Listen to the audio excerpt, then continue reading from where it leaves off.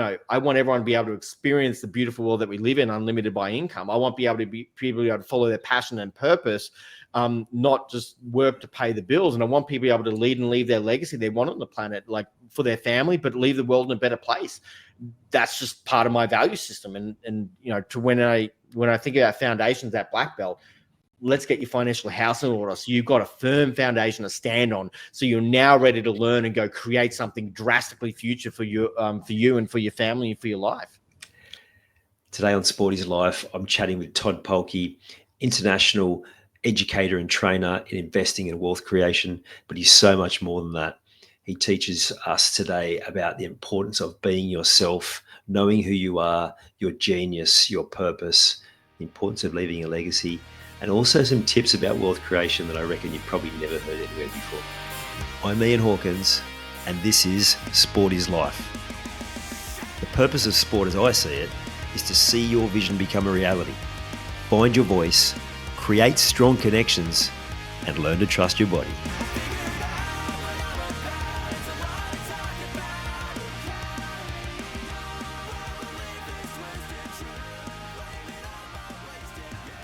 G'day, Todd. How you going? Good, Ian. How are you, mate? Really good, mate. I can hear you've got a little whippersnapper in the background there. How many kids? You heard that. I was about to say that. It was that did that come through? But yeah, he just got home and he's eating, and so he's having a party out there. Outstanding. There's nothing. I know we're going to talk a lot about high performance and success and so on, but there's no leveler and teacher quite like a small child, is there? And for me, I've got a 13-year-old daughter who's turning 14 and thinks she's going 20. So I'm having the learnings of a teenage daughter right now, and all the challenges goes with that. And then I've got a young whippersnapper who's 17 months old now. So I've got this nice gap. And the learnings versus a 28-year-old dad versus a 41-year-old dad is radically different. So I'm having the time of my life, and it's amazing. Yeah, they're great teachers. Yeah, I bet. I imagine you're much more relaxed second time round, especially with that more maturity as well. 100%. Yeah, a different stage of life makes such a difference as a dad. Yeah, absolutely. Okay, this is not the parenting podcast, although I'm sure there'll be elements that come into it. So what's interesting for me is my step into personal development was very much through wealth creation. It's at the time, it's what was like the number one driver for me when I'm like, I need to make changes. And what I actually signed up for, which I didn't realize, was the guy I learned off initially was he just kept talking about mindset. And it used to make me cringe, and it used to make me so uncomfortable because I knew I needed to hear it, but I'd just come from a place of lack, and it's really confronting. Now, I've had a look at some of your stuff. I know you talk a lot about this too. It's so important. So if someone's coming to you for wealth creation, how much time and energy do you put into them learning about their ability to actually have the mental capacity on the journey? Here's what I know to be true is that you'll never out-earn yourself, right? Like people go, I want to be a millionaire, but what comes first is $1 million in a bank account or is it become a millionaire as a person? Like all we have to do is look back at lotto winners and how so many of them, they win millions upon millions of dollars, but within 5 years, 90 to 95% of them are back to where they were when they began with, because they gained some external resources being money, but their internal environment didn't adapt and change to be able to maintain, sustain that level of wealth. And so their internal environment started rewinding their external situation to match where their comfort level was and their level of financial maturity and financial discipline that they have. So, whenever I think about wealth creation and investing, and my story is similar to you, like I as a young fella, like I broke myself personal training, and then I go, there's got to be a better way than just work to pay the bills. And that led me into the world of, I want to make some money. And that then rolled into personal development and a whole lot of other stuff. But what I know to be true is that, like, I can't separate the whole process. Well, let's build some wealth and you got to sort the mindset stuff as well. Otherwise, you just wind up sabotaging yourself unconsciously.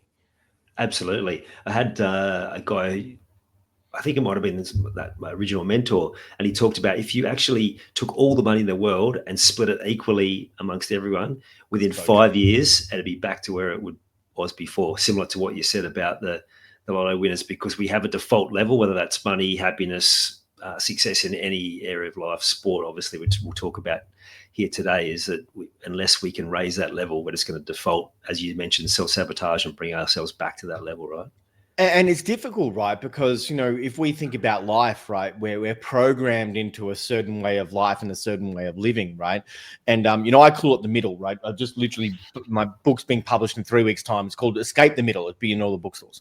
And the whole point is that in life, like as we go through learning from parents and society and the education system and the job and, what you should expect in finances, what you should expect in your working career, like we're literally programmed into this space called the middle, which is a middle level of income, middle level of earnings, middle level of happiness, middle level of freedom, middle level of experience. And that's where we're supposed to be happy and sit. And, and I rage against it in a big way, right? Like, I think, I'm a teacher at heart, and it's all about real world financial education to help people become free so you can go and live the life you want to live. But one of the biggest challenges is how do we start to break through that ceiling that you were talking about before? And how do we disrupt this programming, this thinking that we're playing a game of life for potentially decades? Absolutely. And when I'm working with young people, it's very much that they want to feel safe. They want to be in the middle because in the middle is safe, right? Like, no one's going to shoot your head off. No one's going to put you down because you're not doing well. Good old Australian Todd Polke syndrome, mate. Like 100%. And it's interesting thing about that societal programming. My wife's Singaporean, right? So I've spent a lot of time in Asia. I've spent a lot of time we've got business in Dubai, business in China, business all over the place, right? And the level of thinking is so vastly different. But if you spend all your ecosystem in this environment, don't get me wrong, I love Australia, but it can be a lot of small thinking and a lot of like, let's not stand out. Let's just stay at this level because then we're accepted. Yeah. Don't be too good. Don't be too shit because we'll come for you. Right. Exactly right. 100%. Yeah. I remember this one just stuck with me was when I first went to one of those events and like loving the event, but there was something that the guy said that was speaking. He said, put your hands up to those who are really analytical. Yeah. And everyone put their hand up that was, and he said, I'm sorry, there's probably a fair chance that I'm not going to be able to help you. And because he was talking about the potential and the tendency for people who are analytical to overanalyze and then get stuck in analysis paralysis and not actually make a decision. So I don't know if he was trying to like get them to convince them to go, I'll show you, or what. Yeah, it was interesting what he was doing there. Yeah, I'm trying to unravel that in my mind as you're talking. Yeah, but I would love to hear your thoughts because I imagine that you've been able to help people from all different beliefs, mindsets, Absolutely. ways of thinking. But if someone is particularly analytical and they're listening, how would you approach that conversation with them? Well, it's such a good question, and I actually, surprising or not surprising, I had these conversations a lot, right? Here's one of my fundamental beliefs is that every single person has a genius. Now, it may just not be the genius that we're kind of programmed to taught, like educational genius or whatever it actually is, but I have a true belief that every single person has a genius. And our key to success is finding what our genius is and then doubling down and tripling down on that. Stop trying to fix our weaknesses. That's the pathway to mediocrity, and it's a bullshit pathway. Tried that, sucks. And how do we double down, triple down on exactly who we are? And when you do that, you get in this flow state. And you understand that in sport and athletics. And like you get into this flow state where things just feel effortless. Like it's just like it's unconscious competence, and you're just in this beautiful state. And I think that's true for any area of life. And so I call it your wealth genius, right? And so we have, everyone has different personality, and like I'm a big picture thinking. I'm a creator style profile, right? And so you've clearly done wealth dynamics, yeah? Dude, spot on, 100%. Yeah, cool. Roger. Right, let's go down this path because I love it. Cool, great. Me too. I nerd on this. I ran lots of events just on how do you take your profile and then build wealth based on who you are. And we talk about the steel profile, who is your analytical and things like that. I'm a hard creator profile, and with pity marks in a lot of the other areas, right? And so I used to beat the crap out of myself because I was no good at this, and being on time is a big challenge for me, and like it's just all this stuff. But I just learned what are the 3 to 4 things that I'm great at? And then how do I build a team around me to support me in the other areas? And it's the same as sport, it's the same as everything, right? Like it's just, how can you be incredible at your thing, at who you are? That's it. How can you be as an incredible human being, your version of you is who you can be, and then build the support mechanism around you to lift you up in the areas where you're not so sharp at. 100%. Is it like an absolute life changer for me? Because I'm deal maker. So, and I'm similar to you. I'm like, it's like 44% and 44%. It's like nearly 90% of my energy is down in that corner. And then was like, oh my, I don't have to worry about detail. Like, I'm going to struggle with like that big picture thinking. Oh, cool. But I also learned that I'm much better at this conversation game and putting people together than I realized. And just that, like I was in corporate when I learned that, and just like how much that accelerated my career path because I was just able to do only what I do. So much so that I became a consultant for talent dynamics because I'm like, actually, it was my wife that said, you got to do this. And I'm like, oh, I kind of missed that. And I followed it up and it was like, yeah, like I still use it today. Like all of my clients go through that process because as you described, when you realize you don't have to do all of those things, and particularly fascinating from a wealth perspective, because there's a lot of people out there spruiking, this is the system, this is what you have to do. And it's similar in marketing with a lot of stuff I do as well. But there's a unique way, not just from your flow state, but also just that works for you. And I know this is something you talk about too, right? You've got systems, but it's got to be the personal journey, right? Right. And so I call them frameworks, right? You've got a frame in which you can operate in, but then you've got to personalize it based on who you are. And, so I had the privilege of there's this incredible woman named Vicky, and she taught me talent dynamics, right? And she used to be a Southeast Asia trainer and things like that. And I was with her in Byron Bay at a good friend's New Year's, we were down there. And she told me about this thing called talent dynamics, and I went and did it. And then she unpacked it for me. And I was just I've been found out. That's how I felt, right? It was so accurate, it's unbelievable. And I'm like 77% dynamo, right? So I'm all the way up, like just full up here, and then 16% blaze and 4% pity marks, as I said. And no hyperbole, that made me millions because I was then able to structure my world around how can I be in my greatest source of strength, my greatest source of flow, and what are the key things I need to do. I've got a good friend who's an absolute deal maker, and I used to make fun of him because all he does is spend time having beers, right? And his whole thing is, right. I know, Ian, I know. You're 44%. I know exactly what's going on. And all he ever say was, oh, let's do beers. And I go, mate, all you do is bloody sit there in a pub and drink. But what he's doing is he's building relationships, and the strength of what his relationships is unbelievable. And so he can pick up the phone and call anyone, and because of his trust level and his strength and value in his relationships, it's made him millions. But God, if anyone goes near his relationships, he will cut you. Like, that's how it is, right? Yeah, I've got goosebumps through all of that because I'm like, yeah, that's exactly right. I nurture pretty much everyone I come in contact with, unless they do something where they burn it. But even then, I'm going to be forgiving because you never know how a relationship's going to be beneficial. But I love that. Don't go near my people and fuck things up because I'm coming for you. Exactly. Oh, so good. So Vicky trained me as well. Oh, cool. Great. Back in 2013. Yeah, really cool. She actually, I still see her pop up on LinkedIn now and then. I think she's still doing training. I'm not sure if she's working in that field. I had her speak. I run I do a lot of wealth and education coaching, right? And I had her actually into my last 3-day event I was running live on the Gold Coast, and she came in to speak to everyone around. She's not doing talent dynamics. She's actually creating her own profiling now, and she's training entrepreneurs and different things like that. And she's incredible. So I had her just in speaking to everyone because it's something I fundamentally believe in. She's amazing at what she does, and she's an absolute genius at it. And so it was in the room sitting there, everyone's like brains breaking and light bulbs going like this, and oh my goodness, I have to quit everything I'm doing now. Like that's some of the conversations that were going on. I've been pretending to be this person forever, but I'm actually this. Oh, what a beautiful moment to actually go, I'm allowed to be me. Like it's such a beautiful gift. Freeing. I know that's something you talk about, freedom. I don't know if you know Julie Davis, who does agency dynamics. No, I Through don't. property, but I feel like I need to connect you guys to their seat deal making.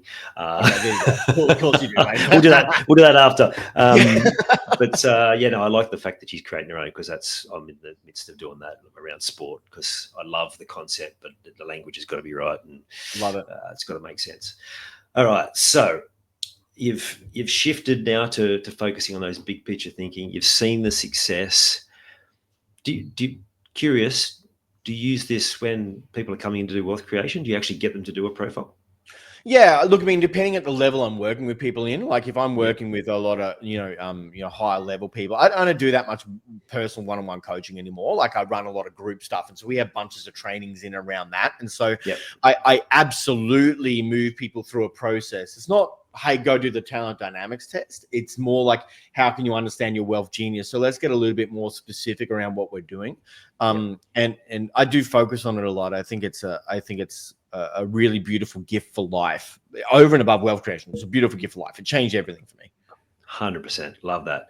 Now, it feels like a wealth podcast at the moment, so let's actually get into this. So you said for you were sports mad. You participated in everything, but judo was your jam, even to the point that you made national level. So how did you get into judo as a 5-year-old? Was it something that was like in the family, or Yeah, it's my dad. Yeah. Yeah, no, I had the beautiful gift of my father was an athlete, right? And I take after my dad a lot in that way. Like we weren't the best academics. We graduated the wrong end of average, that's for sure. But I grew up with, my earliest memories was dad's weight set in the middle of the living room, and him going for runs and kayaking every day and scuba diving and outdoor and all that type of stuff. And so I got 2 other brothers. We grew up playing rugby, breathing rugby, thinking about rugby, and that's because that was his world. And at the age of 5, because he played a little bit of judo when he was in the UK, and he got all of us boys in it. Now I was the only one that continued on. But like I got in it at the age of 5, and I just fell in love with it. And for so many reasons, not just because the techniques and the strategy, the discipline, but the mindset and psychology of it and the philosophy behind it was something I really strongly connected to as well, with the honor and respect and, the discipline of Bushido and a whole lot of different things. Like it just resonated with my soul. Like it's the only way I can put it. It's cool. And I just fell in love with it. And, especially from about the age of 11, 12, when I started to take a lot more seriously and made state teams and things like that, it just became such a formative part of my world. What was the most important? I know you talked about discipline and a whole lot of different things, but what was the most important thing you learned, not for what's helping you now, but particularly as a teen, which can be really quite challenging? What do you reckon the most important lesson you learned from judo that really helped you just in everyday life? It challenged me to go beyond who I thought I was, right? And when I was in the dynamic I was playing with the other judokas who were with me, right, I was being challenged every day to kind of lift my game. And you become the average of the 5 people you spend time with, right? And so I had this idea around who I was and what I was capable of. But just in that, I became more than who I thought I was, right? And that was such a powerful, again, how that can ripple effect into every other area of your life is absolutely phenomenal. Now, it doesn't mean that I certainly wasn't born with confidence, and I certainly haven't had moments of doubt in all the different areas of life, as all we do as human beings. But that ability to be able to push myself beyond my perceived limits has served me in every single area of my life. But to do that in a, how do I put it? Balance is the wrong word. Respectful way, a way of honor, like a way of integrity, and to do all that with this coming from a core set of values, which have formed a very strong part of my foundation. Oh, I love that. My listeners will be sick of me banging on about it, and now you're onto it as well. But values just play such a key role in high performance. We might come back to that. You talked about how much judo taught you. To me, it's like sports, like one of the greatest training ground for life, right?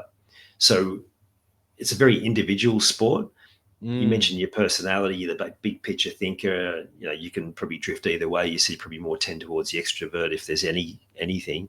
Nah, introverted actually, mate. I just step Yeah, into it. really. I'm super introverted, dude. Like, Yeah, I will step into a space of extroversion when I'm talking. See me on stage, everyone will think I'm extroverted. But because extroversion, introversion is just an energy, right? It's all it is. And so, but after I leave the space of stage or anything like that, I'm out. I'll go hide in my rainforest. That's why I have a rainforest, right? So I can hide and no one can find me. And that's.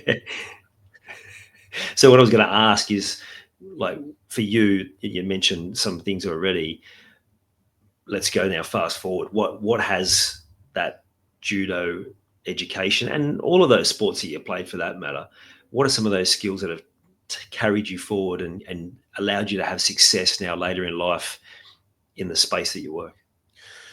Discipline and focus was huge for me. You know, I played a lot of sports at a young age, like rugby, cricket, athletics, cross country, like all the things that you possibly can, right? But when I started playing at a higher level in judo, I had to choose to let go of the good to make way for the great, if that makes sense. I had to choose to let go of a lot of things, including the friends I'd made playing rugby, including like this and like all the team stuff that I loved and enjoyed. Because I went, you know what, if I'm really going to go somewhere with this, then I really actually need to focus. I need to actually put some my attention and intention and energy and systems and psychology all towards this one area if I actually want to achieve in this area, right? So that discipline and focus was absolutely enormous for me. The value systems, I could beat on and get that for another several hours with you, I'm sure. Yeah, let's do that because I think this is something that's a highly undervalued. Not many to, go using the same word, but it's a highly undervalued tool for building better connections, but also building high performance. So tell us a little bit about how you've then carried that values. I'm sure it plays an integral part in your business, but I imagine for everyday life as well, right? So I think of it as a navigation system, right? That's how I think about values. It's a navigation system. Apart from a base way of operating and like I think of values-based investing and all that, like I'll never invest in something which is against my values. Anything that destroys the planet, I'm just not interested. Like, don't come near me, not interested in any way, shape or form, or harm someone else, or like just not interested. But I see it as a navigation system, right? Because when we can make our decisions, because success in everything, like to me, it's just how can we become a better quality decision maker in this arena, in this area that we're kind of focusing on, right? And, you know, investment success is, well, how can you become a better financial decision maker? And the better quality decisions that I can wind up making, the better results I'm going to create.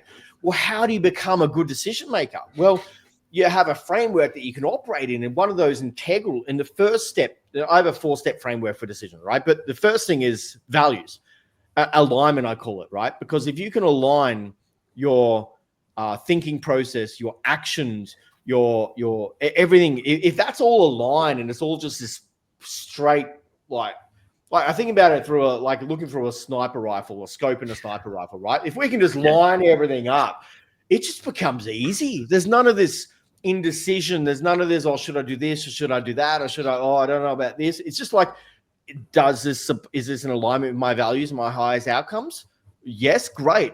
Is it a fuck yes? Let's great, go do it. If it's not, like, no, done. And you know, the most successful people in the world, they say no to more things than they do to say yes. And they have their no list and they have their yes list. And when we can make those decisions and align it, like, it just becomes an easier navigation. Oh, I love that. And made me think about how important that is for like just your personal life, right? Like knowing what your priorities are, knowing what's most important, knowing your values. I see it a lot with people that don't have boundaries. It's because they either don't know their values or they're compromising them because they're allowing people to go past their values. How do you make sure that you mentioned how it's a navigation system, but how do you then apply that to your personal life when you're away from business to make sure that you're being true to your values? What a great question. How do I apply that to my personal life when I'm away for business, make sure I'm true to my values? Now I don't think about it, but I'm just trying to rewind because, and the reason I say I don't think about it because it's just who I am, right? Where I started learning about values it was this conscious thought process where now it's unconscious because it's just who I am. It's just, I can't separate it. Right.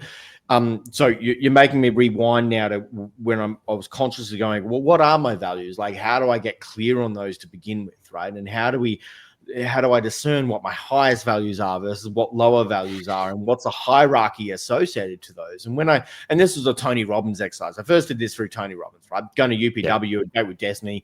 I became a personal development junkie that rolled on from the wealth stuff, just, like what you said seamlessly, as well. Yeah. Right. Seamlessly. Yeah. But then once I got the hierarchy of my values, and health and vitality health is number one, right? Because without that, it's just like everything else falls in comparison, right? So it always was maintaining that, right?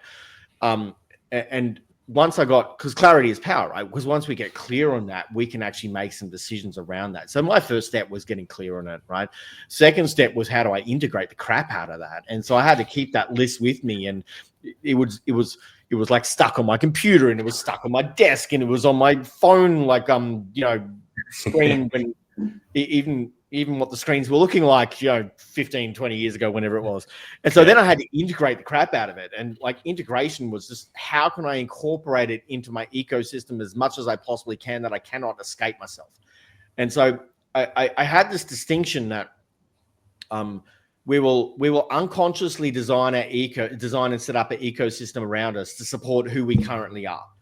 So everywhere we interact is all a reminder of who we are right now. But if we decide that we want to set a brand new outcome, if we decide that we want to go high performance and a this level of performance in whatever we're talking about, sport, in be a better husband or a better father or a better business person, then how do we design our ecosystem to support who we're becoming, so we can't escape the new standard that we're holding for ourselves? And that was a big part of my process that I started setting up. And sometimes I would catch myself and I was doing something I shouldn't have been doing. I had to give myself an uppercut a lot of the time, right? Just go, all right, you promised that you were going to stay this standard in who you are. And there was some tough moments, some tough conversations with myself to actually go, well, this is a standard I'm choosing to operate at as part of who I am. So good. It is a beautiful little lead into like your health journey, because that was a big one for me. Was like the belief system, and the people hung around previously said this is how health is, and you're capped. And I've even been told, like, you're not going to be able to run, you're not going to be able to play this, you're not going to be able to do any more lifting, because I'd busted my back, I'd broken both my legs, broken feet, like all these different sporting injuries. Yeah, I did a pretty good number on it, but that's how I chose to torture myself as a youngster. Well, joking, not joking, right? A lot of it was like, you as I'm sure we'll get into with your story, right. It's like a subconscious punishment.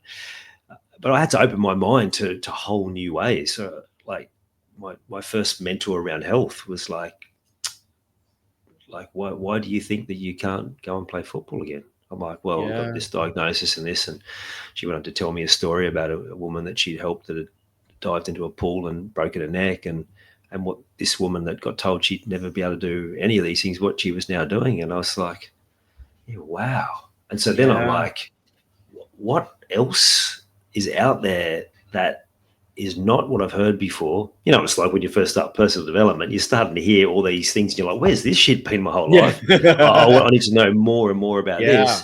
So with your health, am I right in saying you actually sort of hit a wall with your health, and that was another sort of wake up call where you had to make some big changes? And you know what, you're interesting, you say, like, it's not just subconsciously punishing yourself, but to me it was a badge of honor, right? If I push myself to the limit and I'd snap myself, like, you almost wore it with the source of pride. Look at me, look how I did it. And so, when I was I got out of school and I started studying exercise science, and I started personal training, and I joined the army, and I did a whole lot of stuff in a short period of time. And running a personal training business, I used to train a lot of boot camps and run a lot of that stuff. I was lifting heavy weights, playing judo international level for Australia at that point in time. I was doing triathlons, and I was doing everything I possibly could. But I was also running this other program, which was that the harder I work, the more successful I'll become.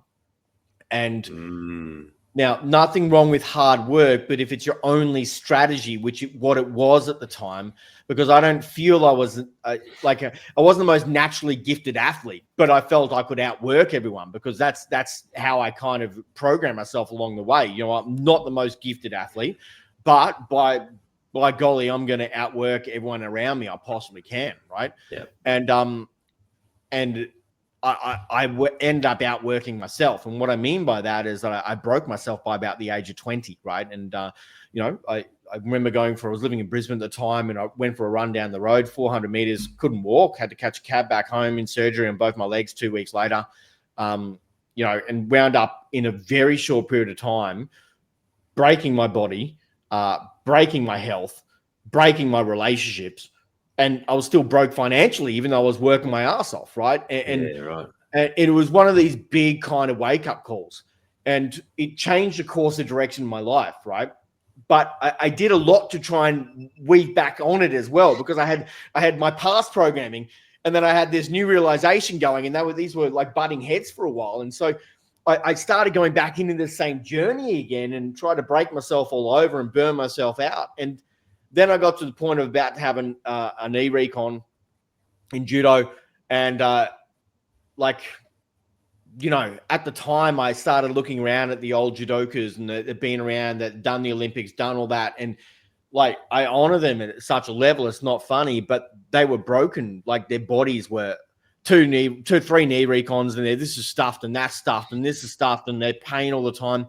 And I kind of was at the point in my life where,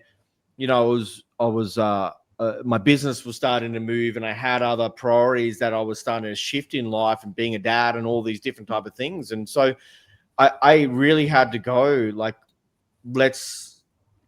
my journey in sport and athleticism became, I'm going to do this because I love it and because I enjoy it, not because I want to prove something, not because I have to go and be this, not because I have something to prove to myself or to anyone else anymore. And it was a big fundamental shift in my world. It was a big shift in my world. Yeah, absolutely. Sounds like it. Can I dig a bit deeper on the lead up to you being hospitalised? Because I think there'd be a lot of men in particular that would relate, whether it be at that age or even later in life, where they're pushing themselves beyond what is a limit that's going to work for your longevity, really. So you mentioned you end up in hospital. Like, was it, because if you end up in surgery, right, like that's so much more than just you've torn a calf muscle. Like, where had you got your body to? Yeah, it was. So I had oh God, I'm even trying to remember what it was. Such a long time ago now. I wound up having a bilateral myofascial release, right? So they basically compartment syndrome in both my legs, right? And so compartment syndrome is that, as the muscle expands when you do exercise, you have all the sac and everything that kind of expands along with it. Because of overuse injuries, mine was not. And so I was creating this massive level of pressure in my calves, and very, very severe shin splints as well. Basically got to the point where I couldn't walk, right? And I couldn't run, I couldn't walk, couldn't play judo, couldn't do all the stuff. I was in the army. He was a personal trainer, yet good on you, great role model. Can't walk, can't do this. And because I wasn't recovering as well, on a side note, like, because I was working my ass off, working only, sleeping only 4 hours a night, I wasn't recovering either. And so I was getting sick all the time. And was I truly living in integrity of what I was trying to teach others to do? And the answer is absolutely not.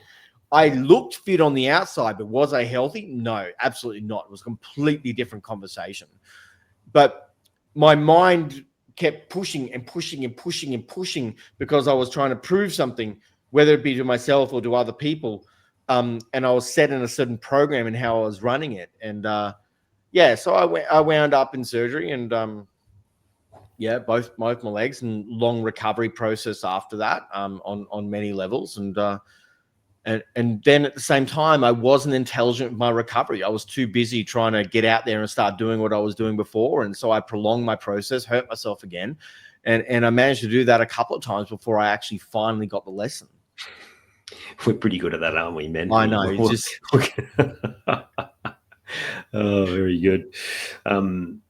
you mentioned there proving to yourself. You've done a heap of personal development.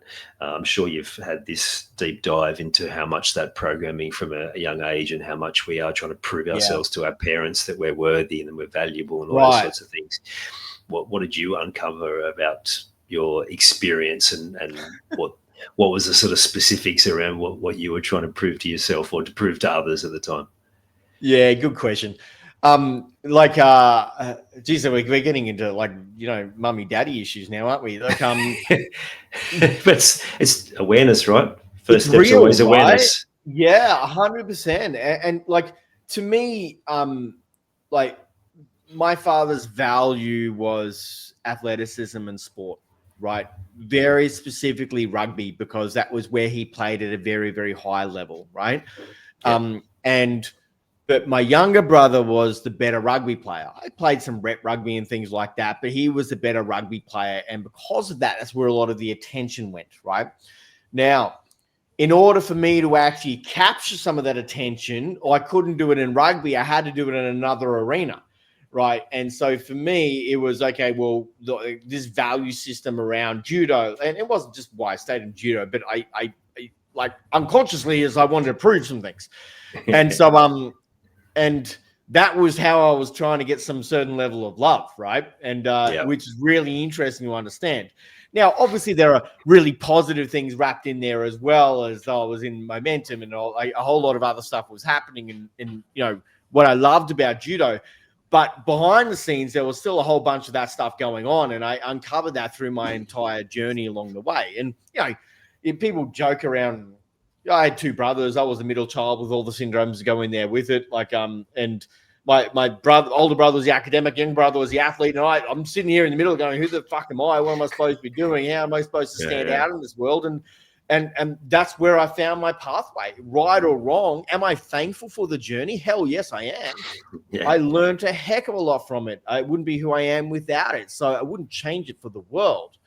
But when having that awareness of going through that journey, then unpacking it bit by bit, then goes, well, how can I use that as a guide and a tool to be able to not only guide my own life, but be a better father, but also help to support and guide other people along the same journey as well. So I don't go and teach my young 17-month-old son to go and break himself like I did. Yeah. I love how you share that, like the dynamics of it and what was going on, because that was a big part of it for me. And I know it's going to be a big part of the people listening. And yeah, it's diving deep, but it's like the self-awareness is the first step, right? So for me, I talked about punishing my body. Yeah. Like, I used emotion to get attention as the middle child as well. Yeah. Then like a real pivotal moment, which I didn't realize until I unpacked it much later in life, was that my younger brother got sick, and like I was always like wanting attention from my dad, and he got sick, like really quite sick. And so my dad helped out with his cricket team. Yeah. And I remember saying to Mum, like, why is Dad helping there? Like, I would have killed for that. I didn't say that at the time, but I asked the question. She said, I think because, he got sick, so he just wanted to make sure he's all right. So what then happens for the next probably 20, 30 years is injuries to get attention. So I'll just push myself to the absolute limit. Turns out that doesn't work. Like, no, it's a shit strategy, right? But Ian, like, this is I'm so grateful that you have these type of conversations on your podcast, because it's needed, right? And I don't know about you, and it's better nowadays, but like, we didn't talk about this stuff when I was younger or growing up. Like, I didn't have these conversations with anybody. Like, men don't do that. Like, and we had all this stuff was going on, and like, people listening in would just be like, it's okay. Like, it's okay. And being able to be as vulnerable as you are to share that type of stuff, like, is really valuable. It actually serves a lot of people. So I'm really grateful you brought that up, because it's better now, but like, people need to hear this. Like, it's important to understand, and it's important to be able to have a space where you can actually have a conversation and not be judged, right? It's really beautiful. Yeah, and I speak to a lot of men who are worried that something bad has happened to them, and like, there's a small percentage of people that have been through like indescribable trauma. Generally, though, like, huge percentage is moments like that, which to the people who are doing what they're doing, they're not thinking about it. Why would they? Why would my dad have thought that would impact me? Like, there'd be no way you would know that. But it's unraveling those pieces. That's such a crucial part of the journey. Importantly, what you said is like not passing that on. Now, I've got an 18-year-old and a 20-year-old, and the best investment in myself, the result was not anything else except, of course, what it gave me, but how that's been a positive flow through to them. Not because me telling them what to do, but them seeing sort of things, values, boundaries, and then being able to grow and grow fast the right way, and then also teaching them the importance of diving into some of these things. Like, as parents, we do our best, but we still make mistakes that do have a negative impact on our children, but helping them understand they can unravel that themselves, I think that's one of the greatest parts, empowering. So I'm sure you've had moments like that with your 14-year-old where you've been able to pass on so much. And I bet she's a pretty strong young lady. I know you said she's going on 28, but even just as with her peers, I'm sure she is one of the stronger ones as a result of that, right? It's really interesting, and it's a really beautiful gift to go through this. I would say that fathering boys is easier than girls, but just because I'm fearful about dating conversations and stuff like that. They're different soldiers. I know, but that's another conversation, right? Different fears, like, are the boys going to kill themselves versus like, in like doing dumb shit versus the girls worried about boys. Anyway, that's another whole conversation. I'm going through that process at the moment, right? Like, the boyfriend, she wants a boyfriend. There's a boyfriend on the scene. Anyway, that's a different story. But we can do some counselling on that after, mate. We probably need to, mate. But I think that the greatest transformation that you'll ever give anyone else is who you are as a person, right? And it's not about what you say; it's who you are. That actually, who you are rings louder than anything you said, right? Shouts louder than anything you said. I think is a really true thing. And so, as you've gone through your own awareness and integration process, and just like stepping into the space of the man that you are now, and for your boys to be able to see that, what an incredible role model. What's been interesting, and I've thought a lot about this with my daughter, right? She is a strong young woman, no doubt about it. But my daughter's from a previous marriage, my son's from a new marriage, right? So, what's been interesting is seeing the journey on that. And so from the separation, there are some things there that have had an impact with her. There's no doubt about it. And so there's certain aspects where I'd sit there and go, yeah, there's some things that she feels very strongly about, and some fears and some stuff that comes up there. But when it comes to other areas of her interactions with her peers, I'm so proud of her. It's unbelievable. Like, her strength and her own values is incredible. No one's going to lead her astray. No one's going to try and manipulate or convince her to doing something she doesn't want to do. If someone's not treating her the right way, she'll stand up for herself. And I've been so proud of her in how she has conducted herself in certain ways, which is a level of maturity beyond her age. And that's awesome. Yeah, it's really, really special to see as a dad. Yeah, my oldest is a daughter, so. Sorry, I thought you said two boys, right? No. So that counselling session is worthwhile, mate. Yeah. Yeah, I mean, I think the biggest thing as they get older, particularly around the age you're talking now, is that you can't control them, and they know that from a really young age. And they soon have us. He said they're not getting manipulated, but they learn pretty quickly how to manipulate us, right? Yeah, she's not getting manipulated. Me, on the other hand, is a different question. Yes. And I know what she's doing too. Like, I can see it. I've got enough awareness where I can see exactly what she's doing. Yeah, very good. You got fun and games ahead. I'll say this: lots of people talk about raising a daughter, and it's this and it's that. And then I remember one person saying, "Well, I've got 3 daughters, and I just actually decided I'm going to make a different choice. I'm going to decide it's going to be awesome. It's going to be fun." And it absolutely was. I'm like, oh, I love that. Like, there's too much doomsday talk about everything. But raising teenage daughters, mate, walk in the park. You won't have any problems. Well, thanks, mate. That's one new belief system. I'm going to start integrating that now. Clearly, I've got work to do still, buddy, as we all do in every arena. Well, mate, if you believe that, then you do have more work to do. Funny games. Okay, so you go through that process. You mentioned in judo you ended up you say living in Japan? I really want to hear about this, right? Like, how long were you there for? Oh no, I didn't live in Japan. I've just been there Oh, playing like for on your judo. training and competitions for my Yeah, judo right. for a while, Yeah, right? yeah, yeah.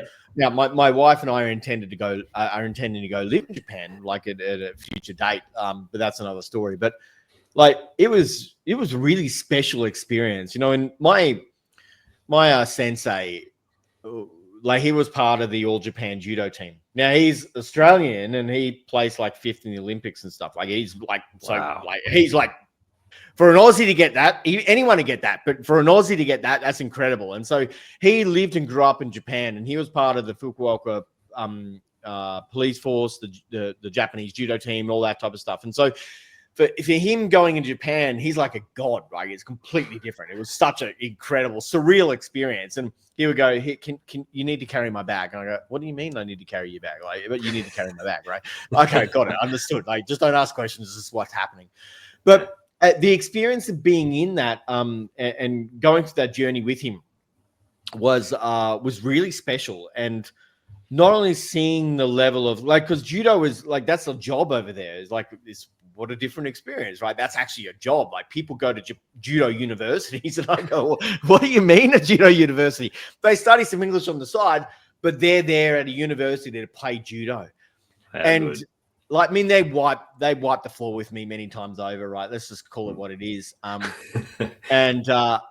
what a surreal experience it was, and being able to do that. But one thing I really did learn that I want to talk about, and this was one of those shifts for me. I love those moments where you have those things, those understandings or distinctions. I can't remember the right word. And then it just changes your whole perspective. And then there's one thing, it's like, I call it the 1 degree shift, right? That one thing happened and then all of a sudden your life is never the same again. It goes off this direction. Yeah. And so one thing I learned over there, you know, in Australia, because of our need for instant gratification and regular gratification, things like that, our belt system for judo is white, yellow, orange, green, blue, brown, black. And then there's like 6 dans of black, and then there's red and white and a few different ones of those. That does not exist in Japan. Really? No, it does not exist. You go like funny, right? You go white and then you go black. Then there's all the dance. Now, and so when you get to like black belt in Australia is like, oh, that's like a culmination. That's like, oh, you've reached the end. In Japan, it's the beginning. It's literally like, you now got your black belt. You are now ready to learn. And I was right, and because by that point in time, you've learned the techniques. Like you physically know how to do the techniques. You learned the basics. You learned the stuff. And now that you've gone through that entire journey, and you know the techniques, you know this. Now you are ready to actually learn. And that moment for me was profound. Like I was never the same after understanding that. That's so good. Goosebumps through that. Is this other countries as well, or is it just our need to have that gratification, as you said? Other countries do it as well, but you'll find, I think, and I don't know this, and I might be speaking out of turn, but most of the Asian countries, like I don't know about China, Japan for sure. I don't know about Korea. I don't know about some of the other ones. I just know Japan is the home of judo, right? But so I don't know, but like. It's not the case in Japan. Let's call it that. Australia is very much needed, right? And well, not needed. That's the wrong word. It's very much present and works for our culture. But it was such an interesting experience. Yeah, that's so good. They'd definitely be judging us too. 100%. But they're such beautiful people that, like, when they say judgment, it's very much internal judgment if it is anything. So, but they were so welcoming. They were such beautiful people. There was so much respect. There was so much honor. And, you know, we had the privilege to, because of who my sensei was, we had the privilege to go into some monasteries and do morning prayers with some monks. And I had such the most beautiful experience. And I've been back 4 or 5 times since. I love Japan. Yeah, and my wife and I, once my daughter finished graduate school and, you know, was off on her little journey, whatever that is, you know, my wife and I and our son, and if we have more kids, well, yeah, our intention is to go live in Japan and spend some time there. Fantastic. Yeah, it's definitely on the list for me as well. I love that you hit black belt and you're only just beginning, because the whole concept in Australia would be that's kind of the holy grail. Right. So let's flick that same process for wealth creation. Yeah. Like what's the black belt that people think is like the first thought that comes in their head is the $1 million, but that's no longer the value that it once when that whole concept. But is there a black belt level that people think they've made it in wealth when really that's just where the journey's beginning? Right. So here's the idea of a black belt in Australia, right? And this is just programming. Now, that's not my version, but that's different, right? Like, and people think black belt is financial security. Oh, if I have my home and I've been paying off the debt and I got a bit of money in super and I got a safe, secure job, well, I've made it. I'm good. Yeah. Right. I got the house. I'm paying it down. I've made it, and that's what it is. And like, I think there's a lot of learning to go from that point in time, because like that's not a thing anymore. Like, as we know, the cost of living is just through the absolute roof. It's like, I think superannuation is one of the biggest jokes, and I think it's a huge scam. I've got a lot to think about that and say about that.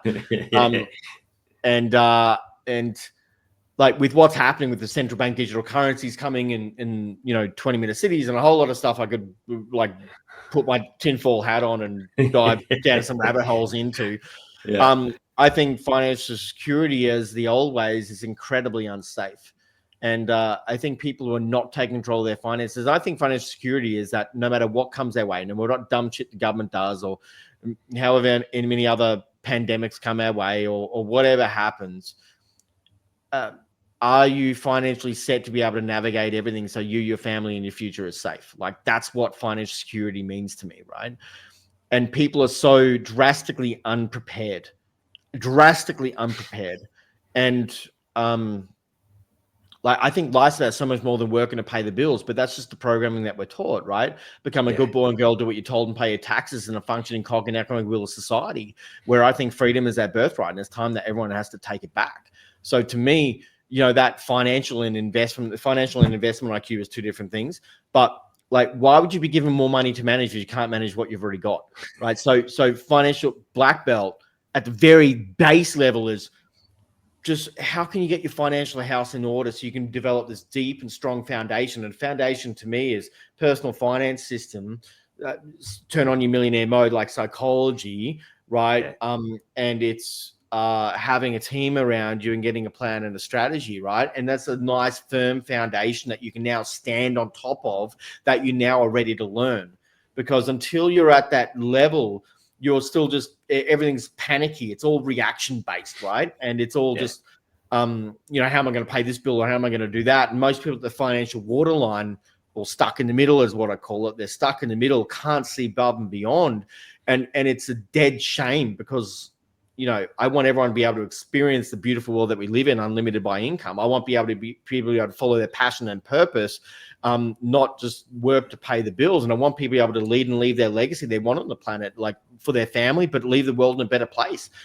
That's just part of my value system. And to when I think about foundations at black belt, let's get your financial house in order, so you've got a firm foundation to stand on, so you're now ready to learn and go create something drastically future for you and for your family and for your life. So good. I'm a big believer in humanity. Like, people talk about, this is going to happen, this could happen, all these like scary things. I'm like, humanity will find a way. Like, I have faith in that, and I see people like you as the people that will take us from this very controlled system into a system that's about abundance for all.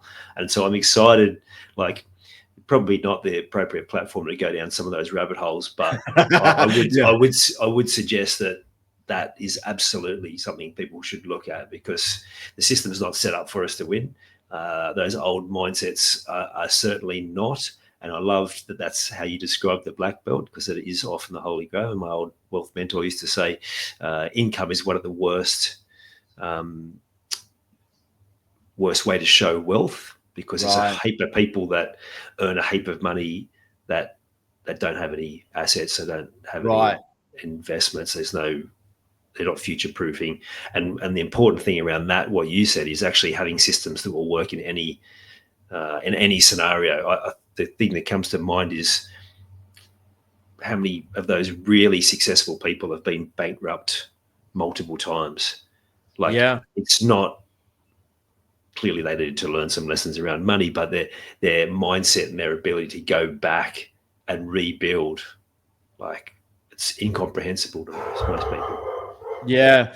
And look, I mean, I lost everything, had to start again. Like I've been through that. It sucks. It's not a nice experience to have. And I want to help other people avoid that by learning from key mistakes and things like that. Right. But Yeah.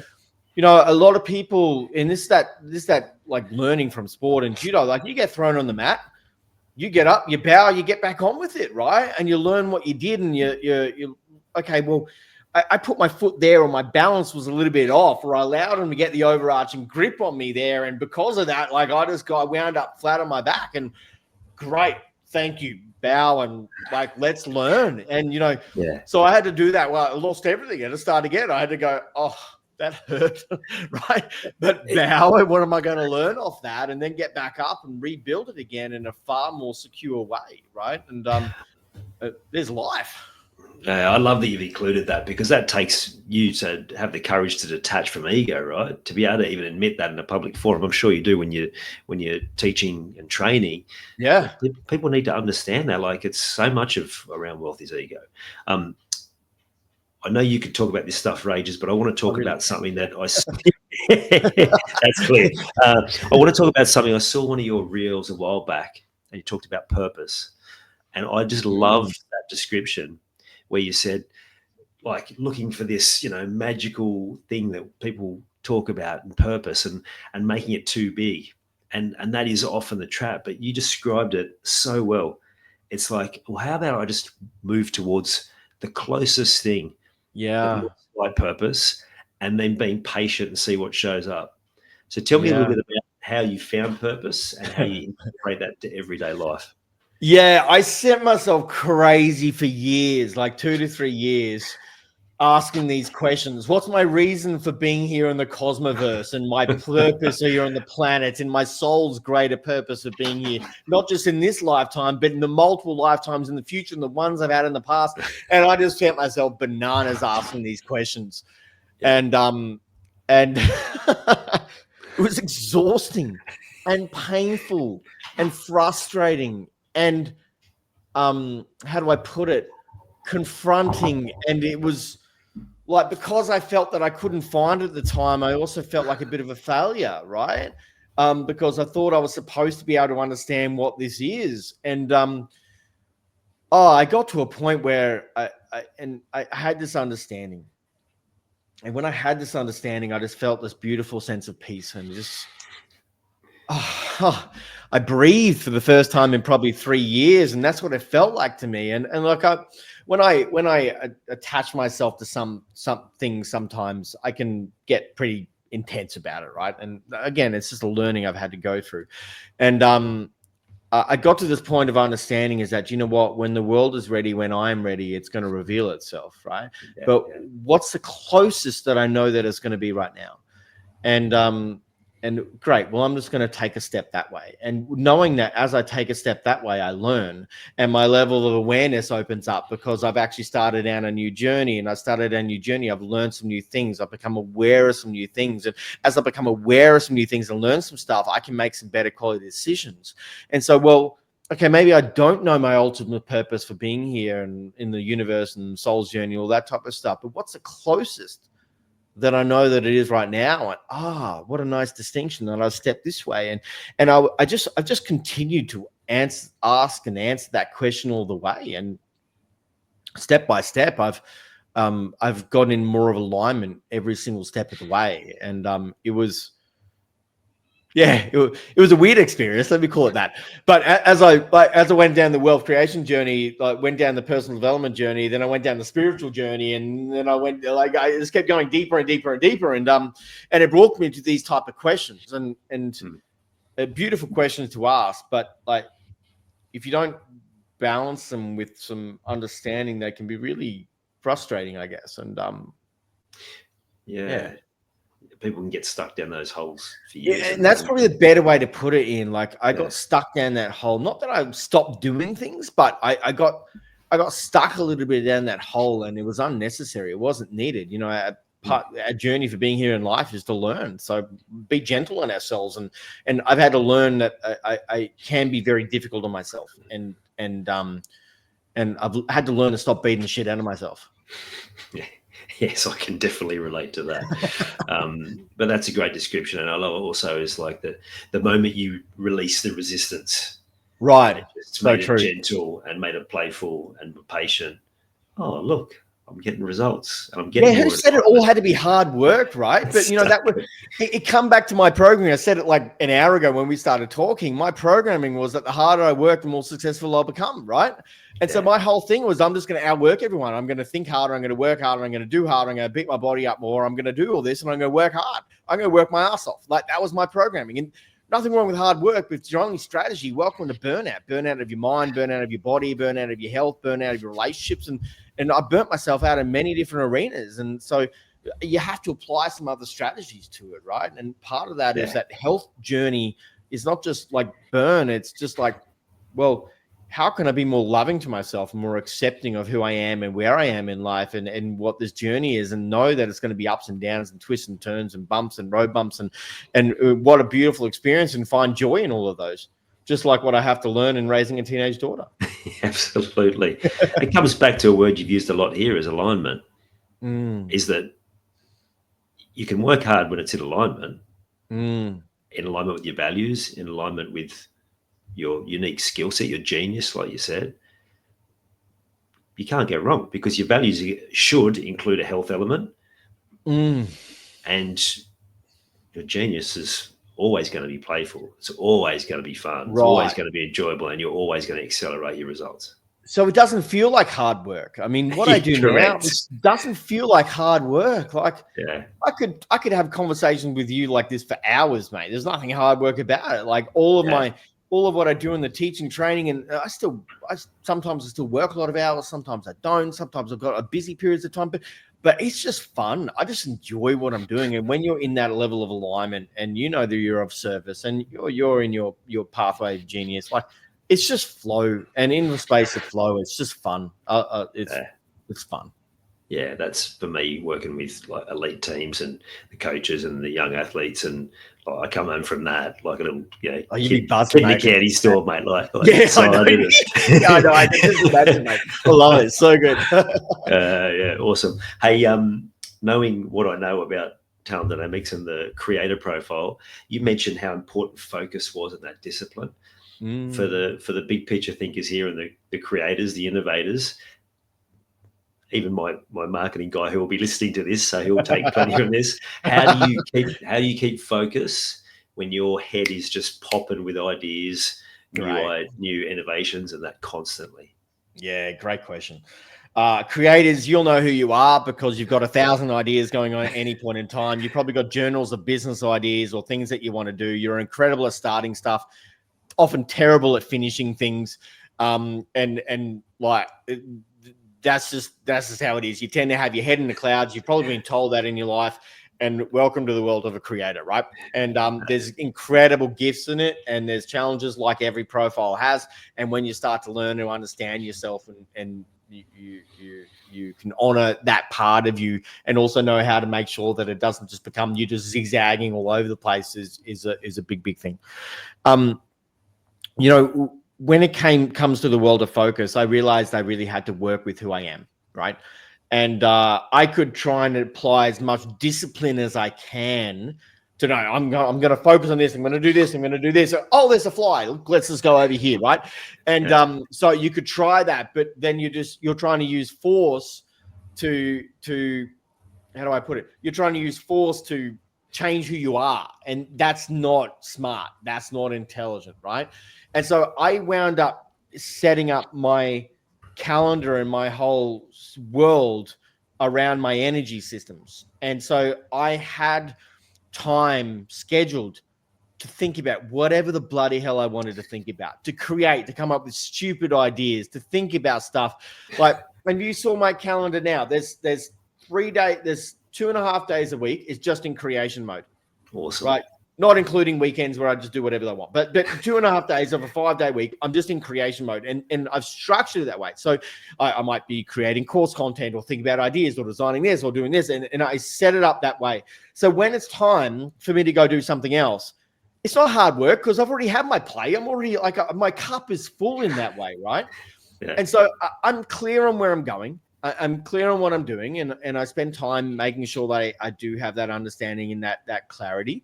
And I have post-it notes and things just here of my top 3 things that I'm working on. It's right in front of my face at any point in time. So if I'm ever distracted, I know where I am, and I can just align myself back to it.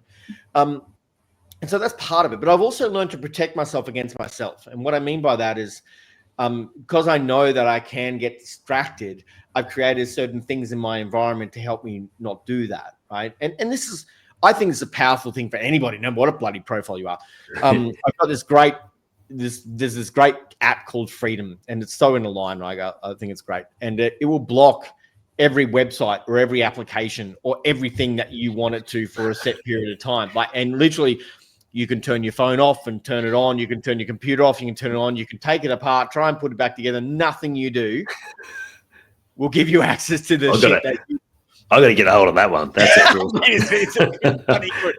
So I set it each day, and you can set it in the schedules, and it turns itself on and it turns itself off. So like by 8 p.m., like it will turn itself on from my nighttime stuff. And so I can't get caught in anything.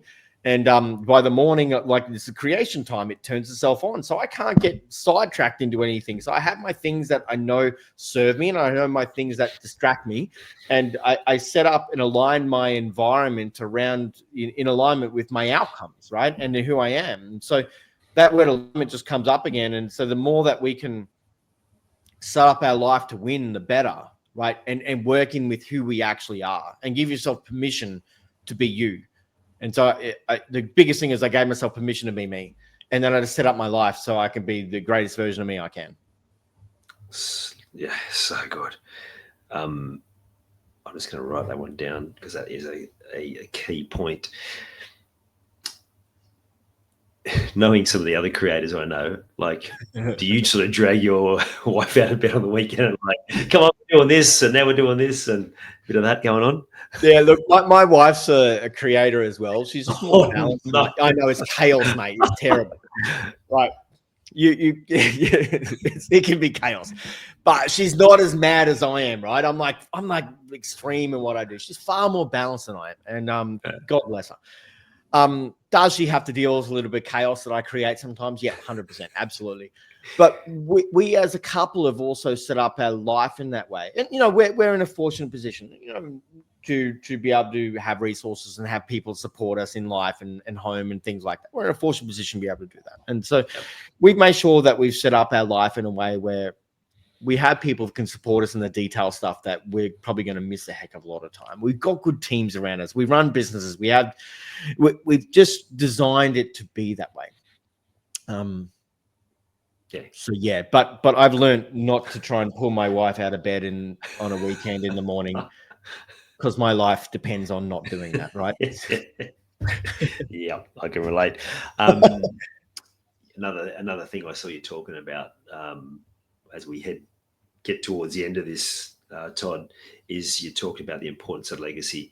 Now, from a financial perspective, I imagine that is a significant part of what you're teaching. I'd also love to hear about the legacy you want to live, like beyond just the money you've helped create for next generations. Like what's the message? I can tell you're really passionate about the education and training around this. What's the legacy you want to leave in helping change? I can see you're going big, right? Like change the world, right?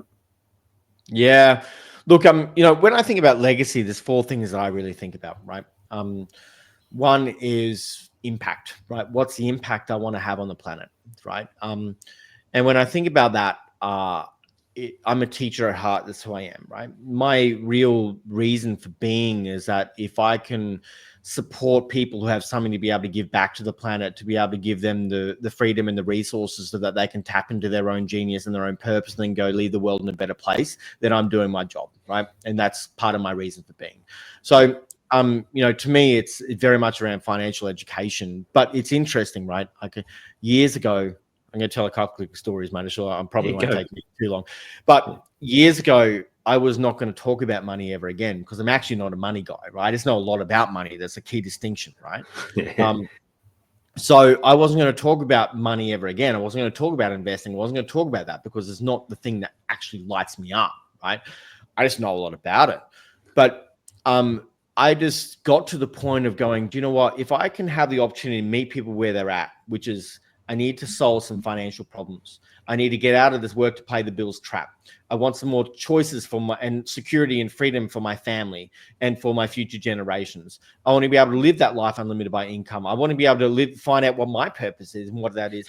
And if I can meet people where they're at, which is I need to solve some financial stuff and create some freedom, then I have the opportunity to be able to lead them on another journey towards their truest purpose. Then I'm a very happy camper, right? So to me, but it starts with financial education. And so I really want to fundamentally shift the financial education of the world, right? Because if we can handle that, if people say money is not important, but try living without it. So let's not lie to ourselves. That's not bullshit, right? Let's handle it. And so it's not an issue anymore, right? If you look at all the wealthy people in the world, it was not an issue. They're thinking 10 times bigger than a lot of other people are. And that's a really interesting distinction. Once you handle that base need, all of a sudden the level of opportunity and awareness just opens up to a whole other level. So to me, first thing is impact. Second thing is in what is the legacy that I want to leave in a life well lived. You know, I had this beautiful experience that my great grandfather, so his name was Sir John Beals Chandler, and he was he was knighted. He was the mayor of Brisbane during World War II. He started like a bunch of radio stations and media stuff in Australia, and just incredible man. I never knew him, never met him. He died long time before I was born. He died when my mother was 7, right? So but I grew up hearing about this man. I grew up learning the lessons that this man had taught, consciously or unconsciously. His life well lived left a legacy. And I get emotional talking about this, but he got inducted into the Brisbane like Hall of Fame, Business Hall of Fame, just a few years ago, post death.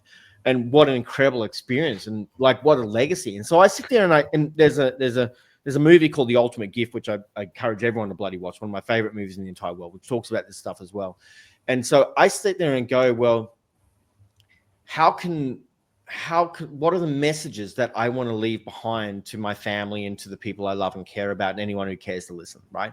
And so I think about that, like, how is my life that mission? How is that my life that lesson, right? And what do I want that to be? The third is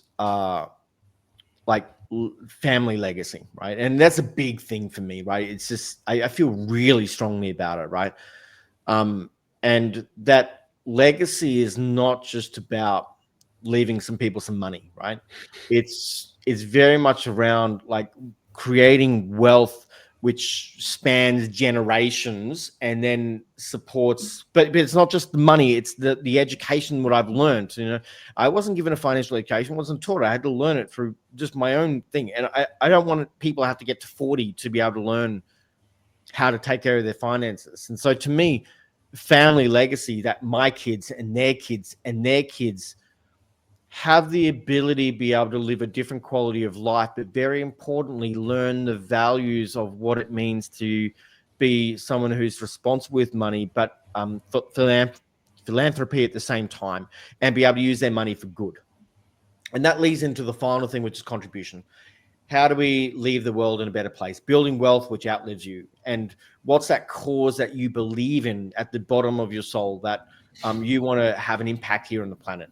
To me, it's like one of my earliest memories was watching my parents walk off the beaches, and I was born in the Solomon Islands. Walk off the beaches in the Solomon Islands scuba diving, and so from as soon as I get my ticket, I was scuba diving, and it was one of the most beautiful things in my world, right? And land conservation. One of my greatest trips was going to Africa with my dad. He's been like 20 bloody times. He just got back from hiking in India, watching snow leopards at high altitudes at the age of 79, right? Like, he's a madman. But it's so good. But I went hiking with my dad in Chisaria National Park in Zimbabwe with my 2 brothers.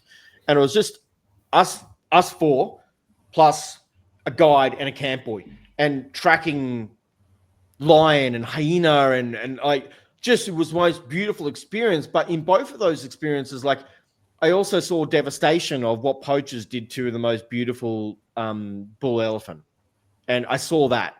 And I've been scuba diving around the world, but I've also been scuba diving in areas where all I just saw is plastic bag after plastic bag flying past me, and having the experience of finding a reef shark caught in garbage at the bottom of the ocean, unable to breathe, right? And being down there and holding a shark and cutting it out, right? Like, and I've had those experiences. And so to me, conservation is massive. And so that's something I really do believe in. And that's part of how I want to leave the world in a better place. So to me, I think about legacy far more than just make some money. Like, what's the impact we want to have?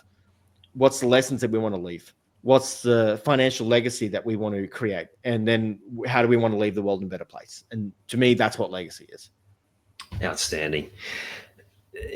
I love that you mentioned your grandfather and what an impact that had, and hearing about the lessons and how they were still carrying through, because that was like my dad's funeral, like sitting there going, right. Like, here's all these wonderful things he's done, nothing to do with money. It was like how he'd given to people, right. Like the contribution he'd made to their life and how much better their life had been as a result of those things. And I was sitting there just going, what have I done? Like, yeah, I need more of that. Like, so yeah, if anyone's listening and they've thought about legacy in a different way, well then, yeah, what Todd's just highlighted there, it's a good way to get started.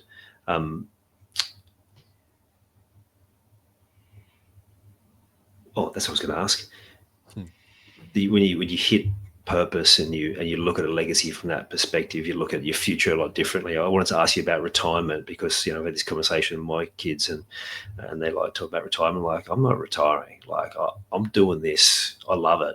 Like, this is not work. This is what I do. This is who I am. Like you've talked about the whole way through. So I'd love to get your thoughts about that concept of retirement. Not to say that you might not wind down what you're doing and have more of that time for yourself, but it's definitely not stepping away from those purposeful activities, right? I think retirement is a very low standard. That's what I think. And I think you should set up a life you don't have to retire from, right? From word go, right? But most people set this retirement, I'm going to work my entire life until one day I can retire and then I'll live the good life. What a terrible standard. What a low standard to have in how you want to experience your entire journey of life. My dad died at 66. Right. That's not even guaranteed anyway. Right. I was just talking to someone very recently. So just 2 days ago, a good friend of mine, good friend of mine, his wife's father just passed, and she's about the same age as me, and he passed about the age of 60 as well. And like 6 months ago, he was given 12 months to live. Sorry, 3 months ago, given 12 months to live, but gave out after 3 months. Yeah. And like, how short? Like, why do you want to spend your entire life doing something you don't enjoy just to pay the bills to one day be able to retire and so-called live this good life? And it's not even just, because the retirement age keeps getting pushed back, 65, 67, 70 years old. You're going to be 105 before you can retire soon. And then most people, 77% of the population in Australia rely upon some form of the pension in retirement. The superannuation system is failing people. It is that high. And that's not the scariest part. The scariest part of how much the bloody pension is. Single person is about 26 grand a year. Couple is about 32 to 34. Now, I don't know about you, but when was the last time you could live on 34 grand a year for a couple? Like, and why would you want, it's not living, it's barely surviving. And so, like, what's the point of doing whole of life and getting that? But that's, again, and we come back to the programming, and that's what we're taught we're supposed to follow. And this is why I talk so much around, we started this conversation way back in psychology about mindset, right? And that's part of the big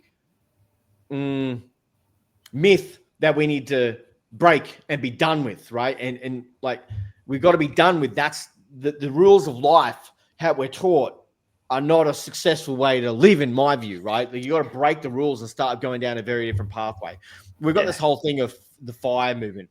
Like, people talk about the FIRE movement, like financial independence, retire early. What a crap goal. I feel strongly about this stuff, mate. Yeah, I love it. Think, Like, why don't you just let's create some financial choices in your life? Because that's all that money is. It's a unit of choice. Why don't we take control of this area of life called money and wealth and use it as a tool to be able to live an extraordinary quality of life?